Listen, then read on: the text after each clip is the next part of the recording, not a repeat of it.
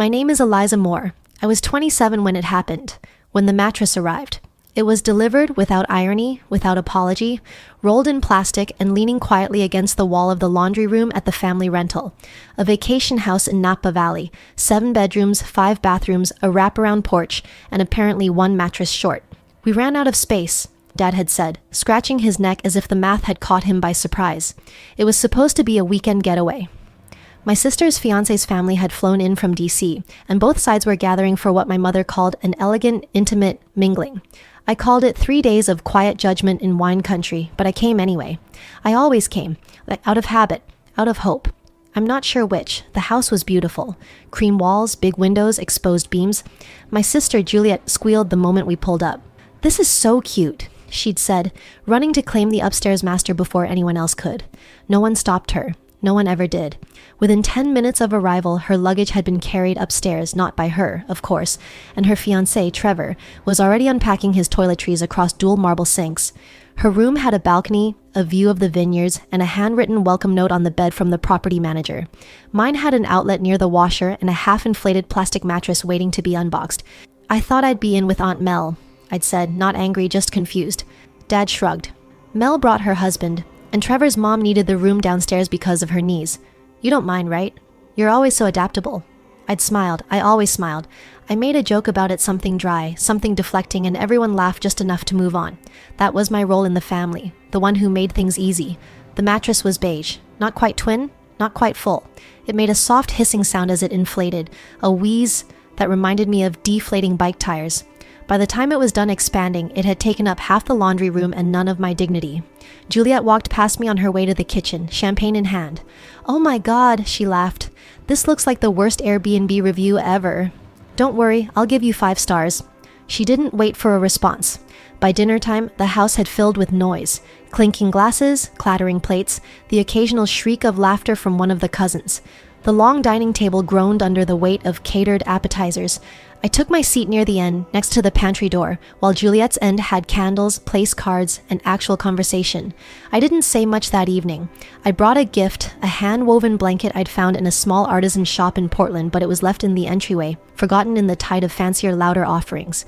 Trevor's parents brought custom-etched champagne flutes.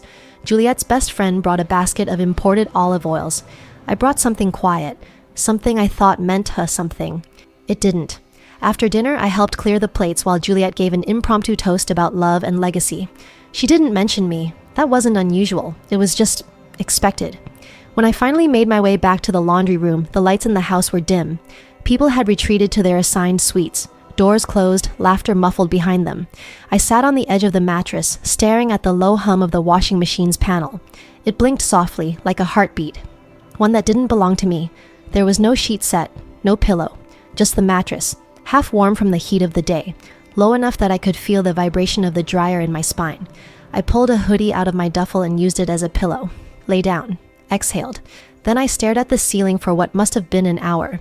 At 1:14 a.m., I sat up. Quietly. Carefully. I slipped my phone off the charger and opened the hotel app. 2 miles away, a boutique inn had 1 room left. City view, private bath, complimentary breakfast. I tapped Book Now. The confirmation arrived seconds later. I didn't leave a note. I didn't tell anyone. I just folded the hoodie, unzipped the duffel, and walked out through the side door. The gravel crunched beneath my sneakers like it was trying to keep me from leaving quietly. But I left anyway. The air outside was cold and clean. It smelled like eucalyptus and irrigation. My breath came out in little clouds, invisible in the dark. I drove in silence. At the front desk, the night clerk looked up as I entered. She was probably my age. Maybe younger. She smiled when she saw my tired face. "Long day." I nodded. "You're in room 204, corner suite. We upgraded you." I didn't ask why. That night, I lay in a real bed, with real sheets, and a door that locked behind me. For the first time in days, I didn't feel like a guest in my own bloodline. I didn't cry. I didn't rage. I didn't need to. I just slept.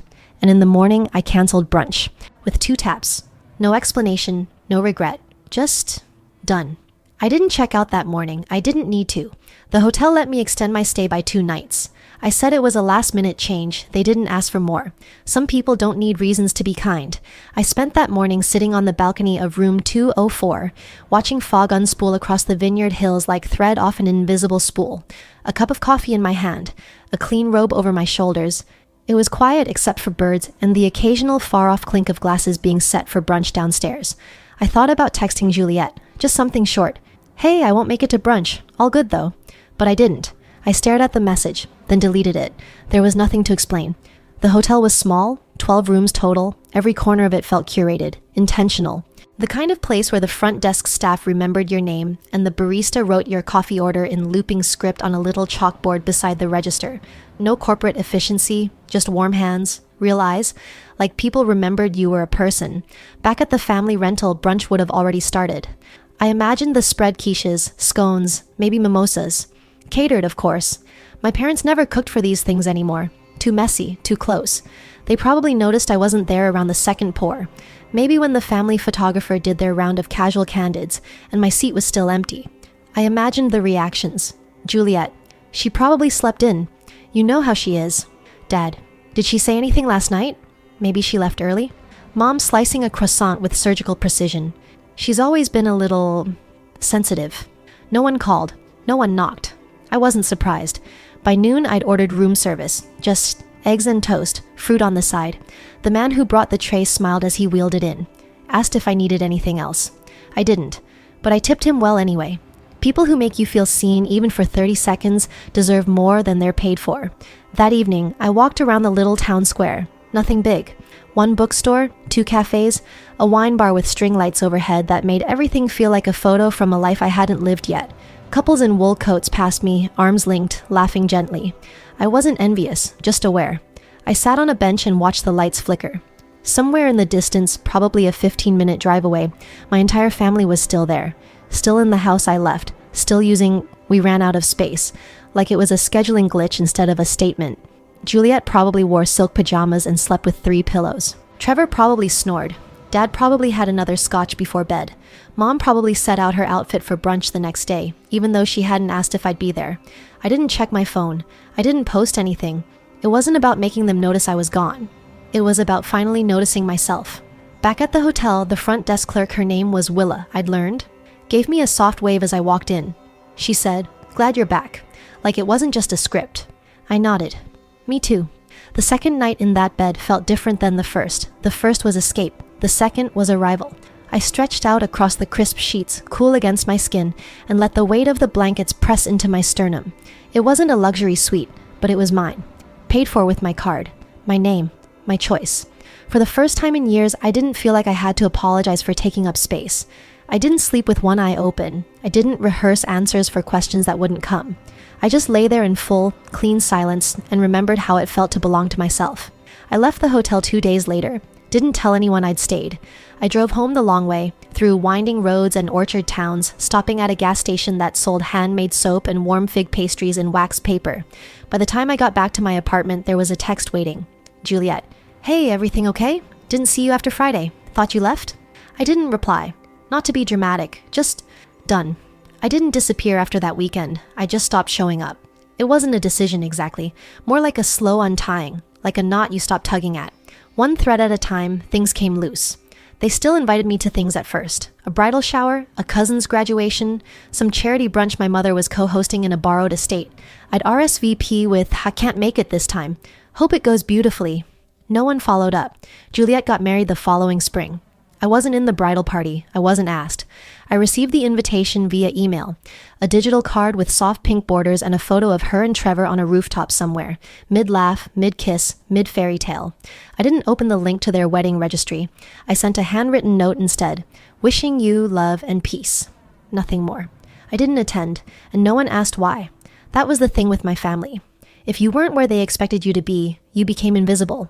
Not in an angry way, in a polite, rehearsed, unshakable way. Like you'd never been part of the seating chart to begin with. The space they left was quiet and wide.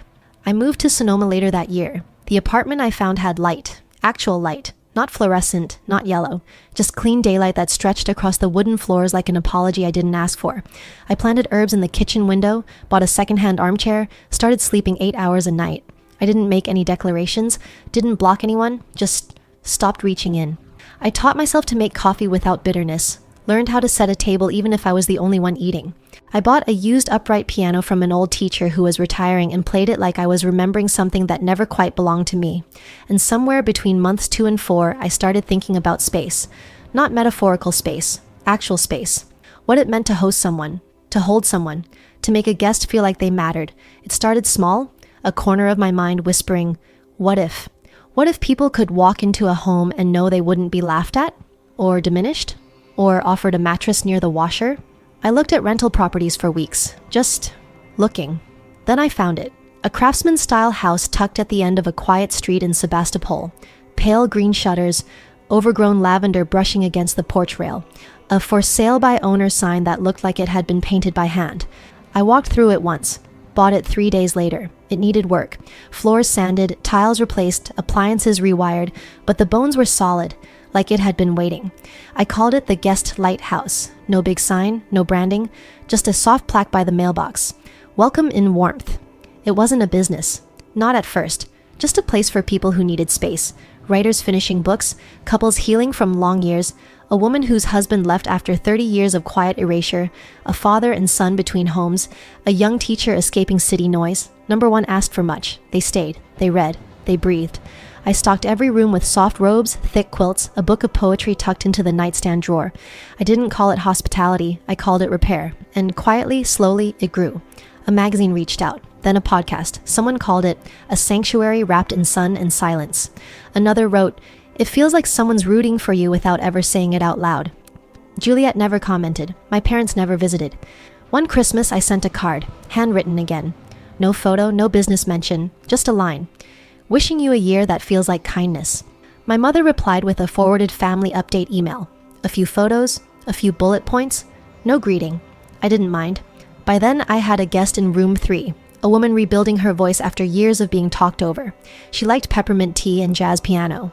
I left her a kettle and a Coltrane record one night. She cried when she found it. That was the only thank you I needed.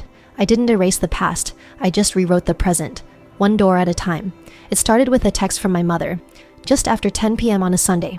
No preamble, no, hi, hope you're well. Just, power's out. Massive storm. Your father's checking the breakers, trees down everywhere.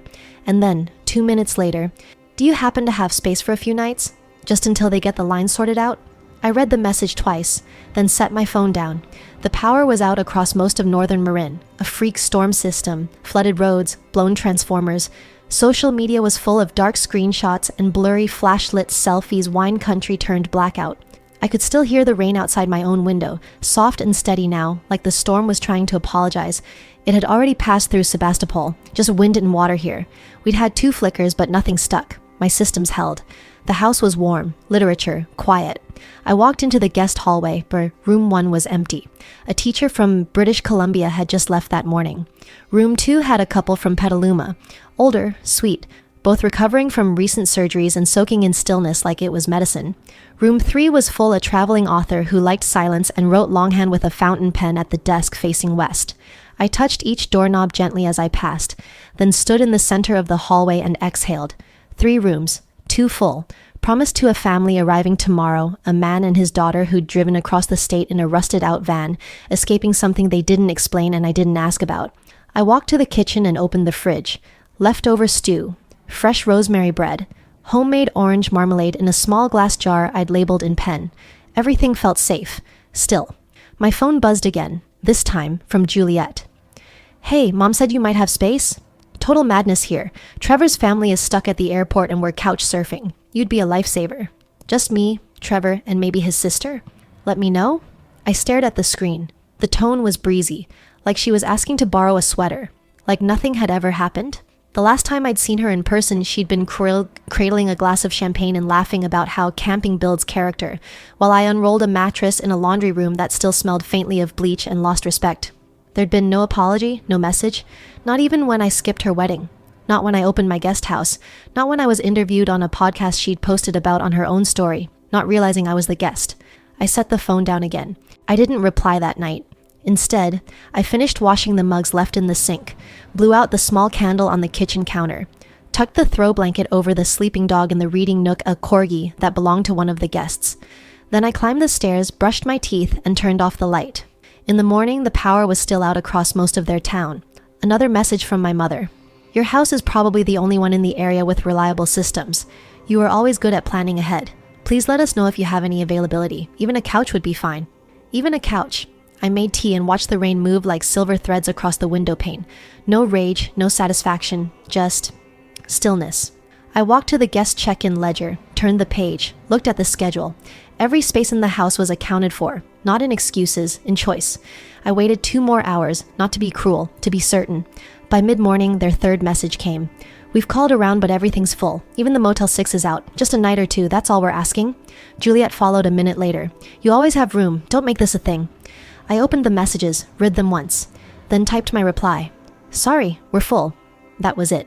3 words, no apology, no explanation, just the truth. Because we were. The house was full. Every bed, every chair, on every space had been given with care. Not out of obligation, out of choice.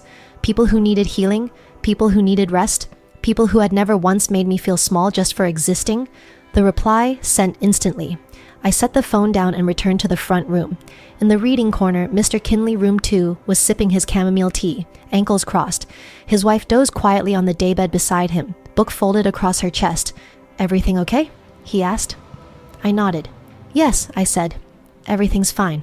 Back in the kitchen, the morning paper had arrived. I flipped it open, skimmed the headlines, looked at the photo of a flooded back road not far from where my parents lived, thought about how, at that very moment, they were probably pacing through a cold living room lit by battery-powered lanterns, wondering how things had shifted so far off the script. Another message came an hour later, from my mother. This doesn't feel like you, Eliza. You've always been the generous one. I didn't respond, because she was right.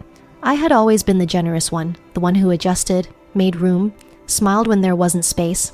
And then I'd slept on a plastic mattress 2 feet from a dryer that rattled every time someone decided to do their delicates after midnight. And no one had blinked. No one had come back in to check. No one had offered their bed. Now they wanted mine. I walked through the house slowly, checked the linen supply, refilled the water pitcher in room 3, straightened a photo on the hallway wall. A guest had taken it last summer and mailed me a framed print. Morning sun on the porch steps, empty chairs, a dog curled in one corner. Underneath, she'd written, "Thank you for making me feel worth the space I took up." I kept walking, my hands steady, my chest still. That night, a 4th message came. Just a single question mark. I deleted it, not out of spite, out of peace. They showed up the next morning, unannounced. I heard the gravel crunch first. Tires too slow to be a delivery, too familiar to be random. By the time I opened the front door, my parents were already halfway up the walk. My mother had her coat pulled tight around her, hair slightly windblown. My father looked like he hadn't slept, eyes puffy, jaw tight, one hand gripping a folder like he couldn't arrive without bringing something to justify the trip. They stopped short when they saw me. "Eliza," my mother said, breath visible in the cold. "We tried calling." "I saw," I said. We didn't know what else to do." She continued, smiling with that brittle edge she always wore in moments of social awkwardness. "The house is still out. Everything nearby is either closed or underwater." My father added, "We were just hoping for one room, or even just the couch in your office. We wouldn't be in the way." I nodded slowly, then stepped aside, not to let them in, to let the screen door close behind me. "We're full," I said. "You know that." "Eliza," my mother said, the smile fading now. "Come on, you've always made room." I looked at her, really looked. Her coat was expensive, her boots polished. There were pearls in her ears, the same ones she wore the night of Juliet's engagement dinner when she'd introduced me to Trevor's parents as our other daughter, the quieter one.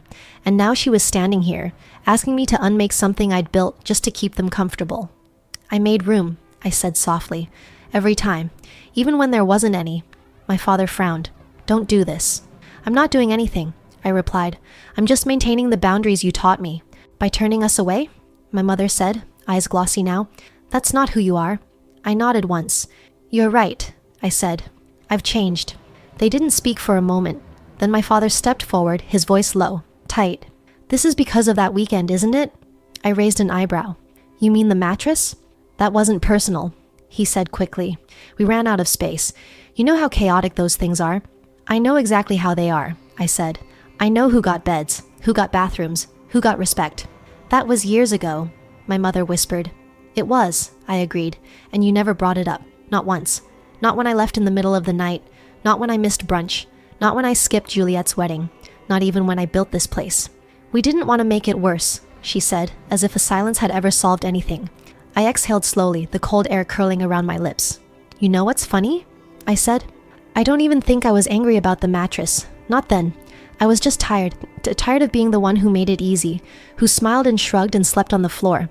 My father glanced past me toward the house. Then let us in, he said quietly. Let us make it right. I shook my head. This isn't about revenge, I said. It's about respect. I gave it to myself when no one else did, and I'm not giving it back just because it's finally convenient. He opened his mouth, then closed it again. For a moment, I thought he might say something else, but he didn't. He turned back to the car. My mother followed. As they pulled away, I stayed on the porch. Didn't wave, didn't call out, didn't feel triumphant, only steady, only quiet, only done. They didn't text after that.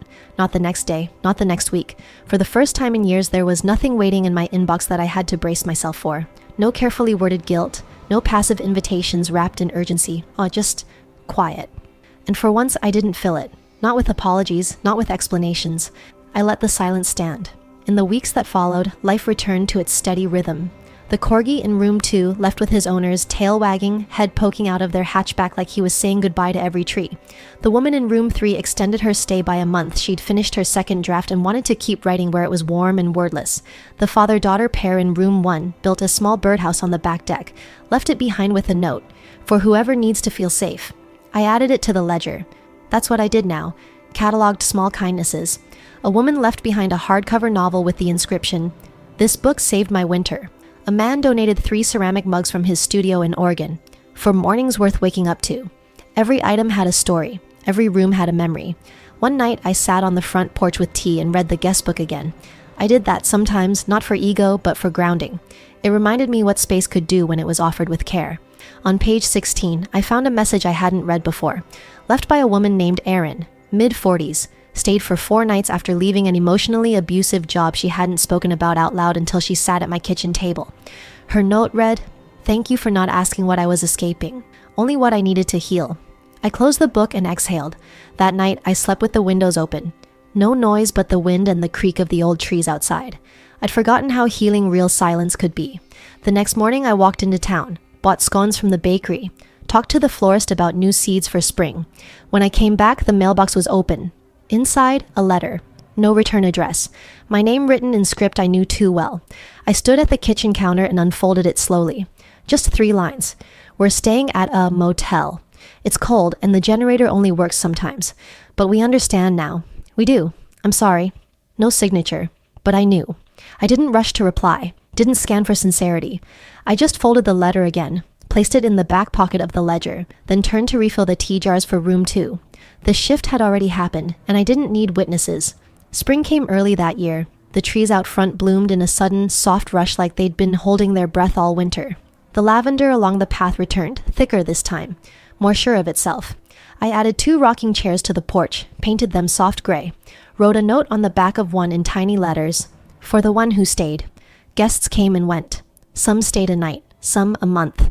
I didn't ask questions unless they needed to speak, and if they didn't, I made sure the beds were warm, the rooms were clean, and the windows opened without sticking. One afternoon, I got a booking request from someone I didn't recognize at first. A generic name, no note attached, just dates, just need. I was about to approve it. We had 1 room free that week, but something held me. The email address. It was Juliet's, but not her usual one. I checked the name again. She'd used her middle name. I sat with it for a while. Maybe she didn't think I'd notice. Maybe she thought it would be easier if it came through the system, not the door. Or maybe, and this felt more true, she just wanted space without history. I didn't approve the request, didn't decline it either. I called the number listed. She picked up on the 3rd ring. "Hello?" "Hey," I said. "It's me." A pause. Then, "Eliza?" Her voice sounded smaller than I remembered. Or maybe I just wasn't so far beneath her anymore. "I saw the booking," I said gently. Another pause. "I didn't want to make it weird," she said. "I just didn't know where else to go." "I get that," I said. More silence. Then she asked, "Do you have space?" I looked out the window. Room 1 was booked. Room 2 had a guest arriving tomorrow. Room 3 was finally empty. The author had left the night before, leaving behind a copy of her new book with a note on the cover. This place saved me. I thought about it, then answered. "No," I said quietly. We're full. I heard her inhale, a small sound, not shock, not anger, understanding. Oh, she said? Okay. We didn't speak after that. The call ended, and with it, something else. I stood in the hallway after, touching the doorknob to room 3. I hadn't lied. Not really. The room was empty. But the house? The house was full. Of people who saw me, people who didn't laugh when I brought my own blanket, people who said thank you when I passed them the salt, people who looked me in the eye when they said goodnight. The kind of people who understood that space wasn't just about square footage, it was about respect. And once you filled a house with that, there wasn't room for anything less. That's all for this story. I'll be back with another one. If you haven't already, please consider subscribing to the channel. It motivates me to create more content like this.